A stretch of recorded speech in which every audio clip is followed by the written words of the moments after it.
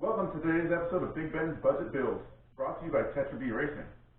In today's episode, we'll be creating an adjustable cam gear. So that's our 22 Opel GT right here. We'll be going through the math associated with it, and all this is applicable to other engines as well, but we're just using it as a demonstration with this SR20. Now let me warn you that it's a lengthy video. So if you don't want to watch all of the explanation behind how to figure out how to make the gear adjustable and where it really holds, those types of things, then you just skip ahead to around minute 20, minute 21, and just watch the making of the gear. Alright, let's get to it. Okay, so today we're going to be working on making an adjustable cam sprocket for this SR20 DET in my Opel here. Why you might want to do this is if you've done some head work, maybe shaved the head or the block, you kind of change that relationship. That's going to make your timing change a little bit as far as from your stock timing positions. Or you maybe want to favor a little more bottom end or a little more top end. So those are maybe some of the reasons you want to do this. So we'll dive in here kind of midstream already. I've got the valve cover off, so that's not a real complicated thing. You've got your bolts going around there, and there's lots of instructions online depending on your car how to get the valve cover off. So once you get the valve cover off, you can see what I've done here. I've zip tied the timing chain to the exhaust cam sprocket there. I'm only going to be doing the intake cam this time.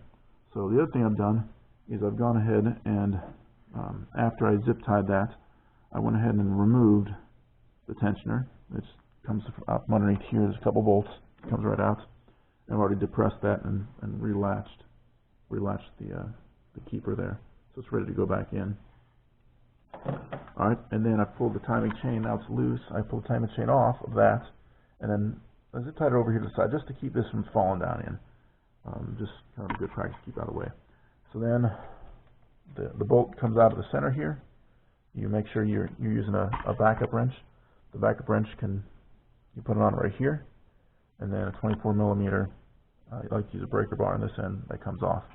So once that's done, you can go ahead and pull this timing sprocket off. And I've already been doing some work on it, but it's ready to go. Now, in the case of this, we need to know where this pin right here is. So the easiest way to do that is going to be actually take the camshaft with us. So in this case, you've got some 10 millimeter sockets you need to do here. You got 10 bolts there. Factory spec. Basically, it's kind of like doing a head. You want to go reverse order, so loosening up just a little bit at a time from one to the other, going back and forth, so you don't warp. So once you get all the bolts out and the caps off, make sure you don't lose the caps. Keep them in the right order, front to back, in the right orientation. You can see here there's a mark on here. You could go ahead and number them. That's good practice, not to mess things up. Once you get that camshaft off, we'll get it out. We'll take it over, put it on the table, and then we'll see how to turn this cam sprocket into an adjustable cam sprocket for adjustable timing. Okay, now that we've got the camshaft and the cam sprocket out of the car, we can start working on how we're going to make it adjustable. So, I've already done a little bit of work on this one, but we'll talk about this in a minute. So first off, let's go to what we're trying to accomplish. Move that out of the way. Get the notebook here. Alright, so first off, we looked at the way the crankshaft and the camshafts work. So we're rotating, the camshafts are rotating once for every time that the crankshaft rotates twice. So that tells us that 2 degrees on the camshaft gives us 4 degrees of crank rotation. And we're real lucky here with the SR20 because tooth count is 36, so it makes it nice and easy. You can divide it, so it's 10 degrees per tooth on the camshaft, which means 20 degrees per tooth on the crankshaft. So now what we're trying to do is, we're going to see right here, we've got our dowel pin on the camshaft, and that sets the relationship with the timing marks on the timing chain, which line up right here with this timing mark right there. So there's a relationship between there, the angle. So if we want to adjust our cam timing, what we need to do is adjust that angle, the difference between those two. Now, we can get a little dial out here, and we can go and do our best to line it up and try to find out where that exactly is. You know, in this case, it's about 15 degrees, 14, 15 degrees. But that doesn't really matter, because all we're trying to do is modify this relationship here. So the absolute doesn't really matter. So what we need to do is drill some more holes in our camshaft sprocket here, but we want the relationship between those to be either smaller or larger. So in this case, going this direction, we actually want to make that smaller so we can advance the cam. Going this way, we'd want that to be larger so that we can retard the cam. So what we can do is just pick how far we want, how many teeth we want to move it, and figure out what that angle is. So in the case here, because of the size of the pin, we want to make sure we're far enough over that we're not going to interfere with this hole here, so we have a little bit of webbing between there. So you could do 1 tooth, 2 tooth, 3 tooth. In this case, in order to be able to get far enough away from the slot, we want to do about 4 teeth. So 1, 2, 3, 4. So that means we're moving 40 degrees. So if we move the timing mark 40 degrees, then we need to move the pin a little bit more than that. So in this case, in order to reduce this angle. So in this case, what we want to do, what I'm shooting for is an extra 1.5 degrees, because if I go 1.5 degrees extra here, that's going to give me, back to our diagram here, 3 degrees. So if I go 1.5 degrees, cam equals 3 degrees, crank. Seems like a pretty good mix there, and since I'm going to be using common shop tools in the garage, I don't have accuracy to go smaller than that distance there. So if I know that I have 40 degrees here between the teeth, because I got 10 degrees, 20 degrees, 30 degrees, 40 degrees, so I'm going to want to go add this to it. So I'm going to go 40 degrees plus 1.5, so I'm going to move 41.5 degrees. So this is how far I want to move that pin. Alright, so how do I do that? So this goes back to some basic geometry. So we're going to go ahead and take our camshaft, and we're going to use this to do some measurements. The reason why is because, well, we've got a slot. We don't exactly know where the pin is in the slot, but we do on the camshaft. So here's where we're going to use a few tools in order to do this. So, set of calipers, could be digital, could be vernier. In this case, we're using some Harbor Freight digital calipers, a compass or a divider, center punch of some sort, and a Sharpie. Alright? But before we go crazy and start making marks, we need to know what we're doing. So here's where the geometry comes in. So move this over. So I'm going to take some measurements here. So we'll take the caliper, and we're going to measure the distance, the overall distance outside here. We're going to measure this diameter here, and we're going to measure this diameter here. Alright? And what that's going to do, it's going to give us these measurements you can see here. So we've got our outside diameter. It's 20 millimeters, roughly. There's it's not exactly 20, but pretty close. And our pin size is 6 millimeters. And then that distance, remember we said the distance on the outside to here, that gives us 28 millimeters. Now why do we want those? Well, what we really want to know is how far this pin is from the center line. So with those other dimensions, we can do some simple math here. So we'll take our 28 millimeters there. We'll subtract the radius, or half the diameter, and we'll subtract half the diameter here. So 28 minus half of 20 minus half of 6. So math equals 15. So that's 15 is our distance right there. That's a dowel pin position. So that's great. So now we know where the position is. So we have a radius from the center point out to where the dowel pin hole is going to be is 15 millimeters. Well, with our common tools here, it's kind of hard to measure that because there's not a center there. So what we're going to do instead, we want to know then, basically off of this diameter, how far out are we? Well, again, simple math, we know that diameter is 10 millimeters, and we know that our center point out, the radius is 15, so 15 minus 10, 5 millimeters. So we need to be 5 millimeters off of this diameter is where we're going to be. So that's where we can, what we'll do is with that, zero this out. So we'll take this, we can set this to 5 millimeters.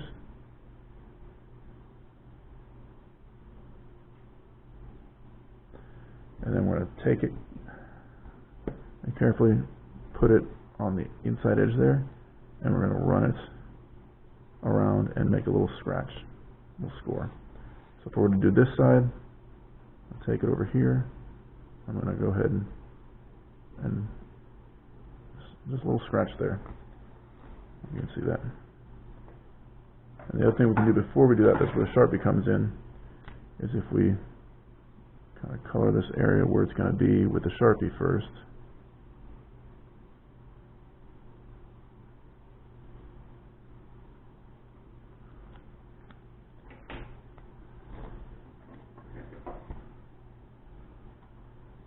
Then it's going to make it a little more visible when we scratch it. Might have to kind of change the angle a little bit to be able to see it. Alright, so that's going to help give us the radius that we want. So we know where the radius is, but where are the bolts, where are the holes going to be? Well, that's where the geometry comes in. So remember, we wanted to be 41.5 degrees.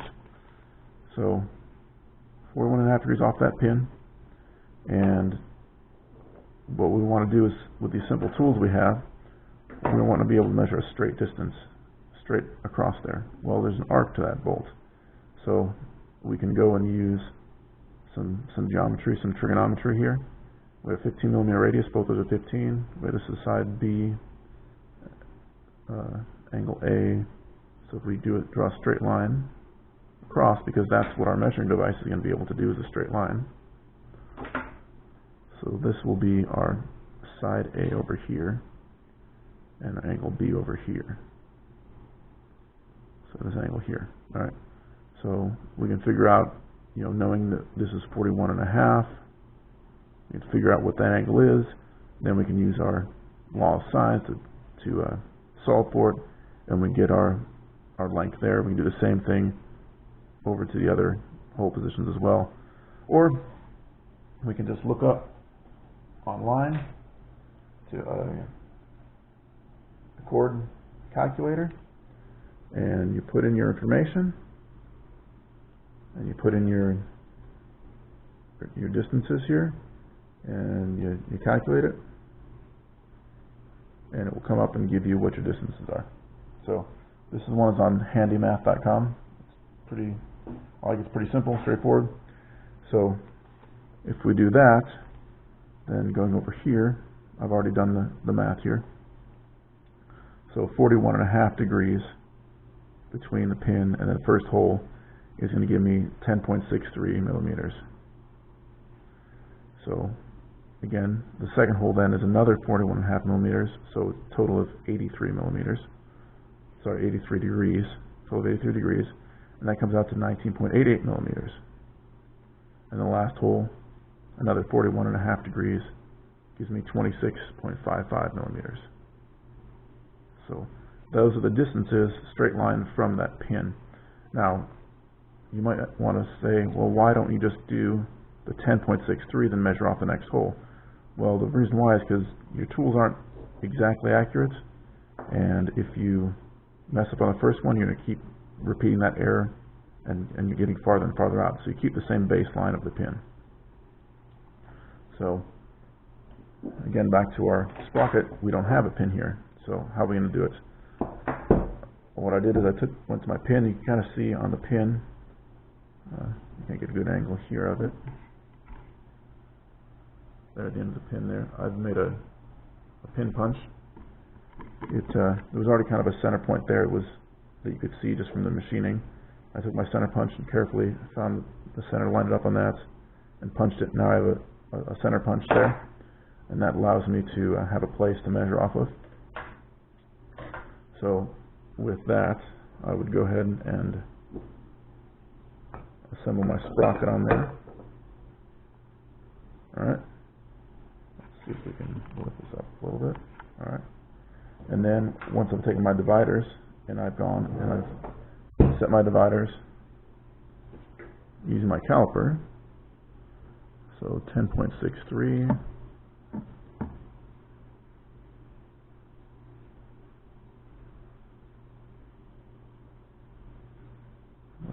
6.4, that's good enough for now. So I use that, and then I use adjust my compass on my dividers, get it so it just matches. Now I'm set. Now I know that the distance here, 10.63. Now I can take this. Hopefully we can see this okay. And I'm going to put one leg right in the center of that pinhole, pin punch on the pin. I'm going to take that out the other leg and just score right there. Now between,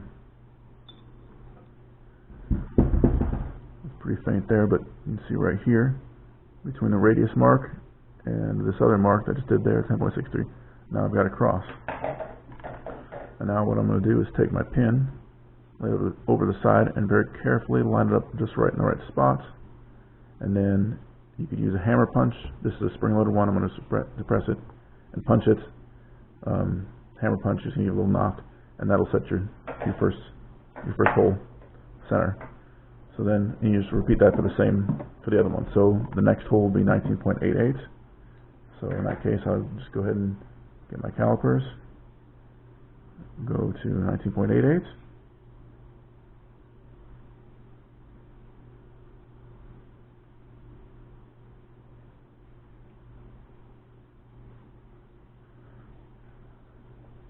Calipers. Use the calipers to set the divider right where it lines up.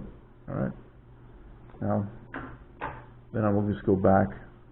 You can pretend the dowel pin is here, but you go back to your camshaft with putting your pin there. And I'll go ahead and put it on here, and then make another score right where it's going to line up. Now I've got my next one. Go ahead and do my pin punch, and there I've got it. So that's what I've already done on this side. You can see I've got my 1, 2, 3 pin punches. Now I've got my centers for my drill. All I have to do now is just center drill that, and then drill it the size, and voila, I've got my adjustable cam, gear. And so each one of those. So when you go to use it, what you'll have to do is you have to use the next one. So this, if you're running stock timing, you'll use the slot or the keyway with the original timing mark.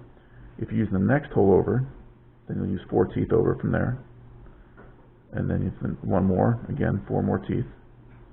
And then the last one, 4 more teeth. So this, going this direction, this is going to advance my camshaft by 3 crankshaft degrees each increment. So 3, 6, 9, so it's at 9 degrees right here.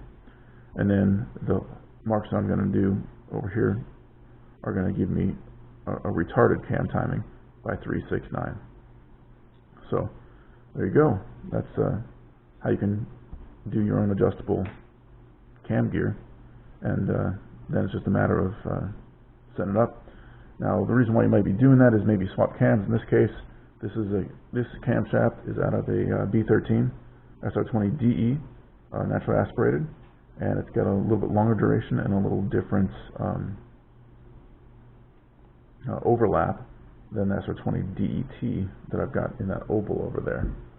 So if based on the information from Tomy Cams, the stock this camshaft here has got a with the stock. This is the intake cam. Stock intake and exhaust cam on SR20 DE is going to give you 18 degrees of overlap. This opens 9 degrees before top dead center, and the exhaust closes 9 degrees after top dead center. However, if you look at SR20 DET of the S13, it only has 1 degree of overlap. So there's quite a bit less overlap. So now this camshaft going in, so the DE intake cam with the DET exhaust cam, so it's going to be 9 degrees and 3 degrees, so it's going to give us 6 degrees of overlap. So 5 degrees more than factory. So if I want to return that back to close to the factory overlap for the DET, then I would go in and make the adjustment of retarding this camshaft. Now that may not be optimal. I want to tune it for a little better higher end or better lower end. Then I can go and make my adjustments as well.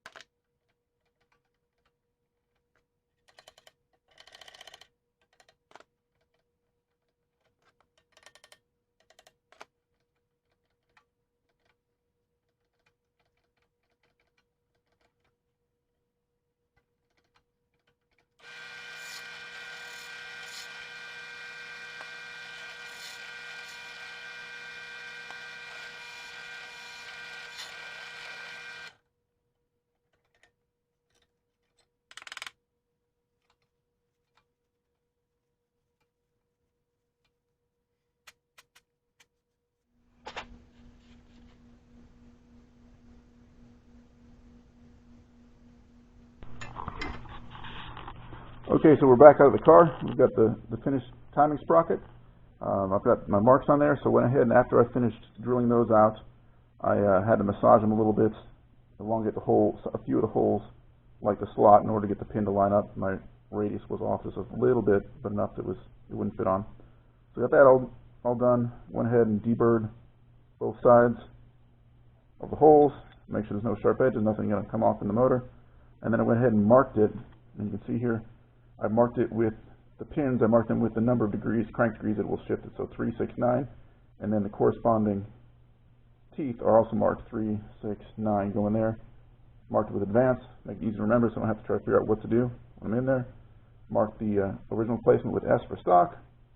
On the other side we got retard, again 3, 6, 9, in this case I was able to put an extra hole for 12, and same with the teeth, 3, 6, 9, and 12, okay? So there you have it. It's ready to go back in.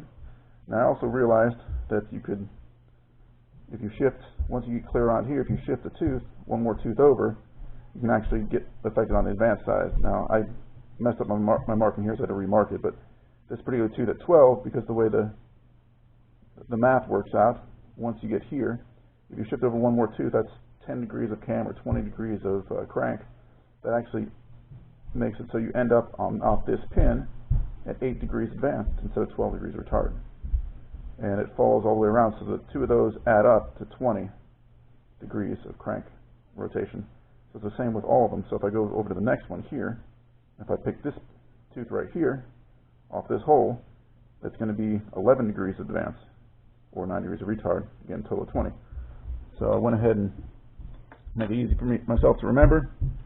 So I did a little layout here. I had photocopied that exact gear on my printer, and then I overlaid with a transparent overlay a degree wheel that I downloaded off the internet. Put the holes on there, marked them out, and then just by math-wise, if you shift one tooth over from where you're at, in this case set this down, so from that tooth I said it was this pin lines up here 12 degrees retarded. If I go back one tooth over here, that's actually 8 degrees advanced, same as over here. So the two of those actually add up to 20 degrees, or 10 degrees on the cam, so one tooth, 10 degrees. So just following that around, you can do the same thing over here. So we were at a 9 degree retard. If we go over one tooth, then we're at 11 degrees advanced, 14, 17, and 20. So now I can not only do 3, 6, 9, but I can also go all the way to 20 degrees either direction on this. And I've marked my little diagram here. Now, here's where the disclaimer comes in. If you're going to modify this, do realize that there's a potential that you could either A, make the car run bad, or B, you can have bad things happen with valves crashing into pistons. So do it at your own risk. This is completely up to you, and you're completely responsible for any modifications you make to your car. If you don't feel confident at it, if you're not sure you're doing it right, don't do it. Get somebody else to help you degree it in. And yeah, so that's the disclaimer. Also, now you've seen it, you can do it, so it doesn't cost any money. It can be done for free, just with some tools. If you want to do it yourself, of course, it's going to require testing to make sure you get the right setup that you want in the car. Now I did it because this car is a budget build, and I've got a budget cap, so I don't have room in my budget to go buy some new gears. But if you do, highly recommend. There's a nice place out of Southern California that sells these gears, and I'm pretty sure that you can get 2 new ones already drilled for $140 for the set. So really, it doesn't make much sense to do it yourself unless you're really on a tight budget for some reason. So go ahead, and if you're really a DIYer, make it yourself. But otherwise, just go get online and buy yourself some brand new ones. I mean, these you can see on the teeth here that they're not exactly straight. There's a little bit of some wear on them already. So we can go ahead and go put it on now. So all we're going to do is let's flip this back in place, and like so. So that's in the stock location. So see, I've marked my timing chain here. You don't have to wait to find the link that's the right link. You can just go ahead and mark it yourself. So I marked the timing chain when I took it off, so I knew which tooth to line up when it goes back on. So this is your mark on the engine. So if I wanted to use, say example, let's say 6 degrees advanced, I would take it off, I would rotate it to the number 6 dial, put it on, and then this mark on my chain would now line up with my 6 right there, and I would have my 6 degrees advance. So that's how you do it. Follow the manual. Go ahead and let's see here, I've already got my cam back in. But follow the manual. Go ahead and put your cam in. Get your bolts. Tighten up on there when you're done, and button it back up.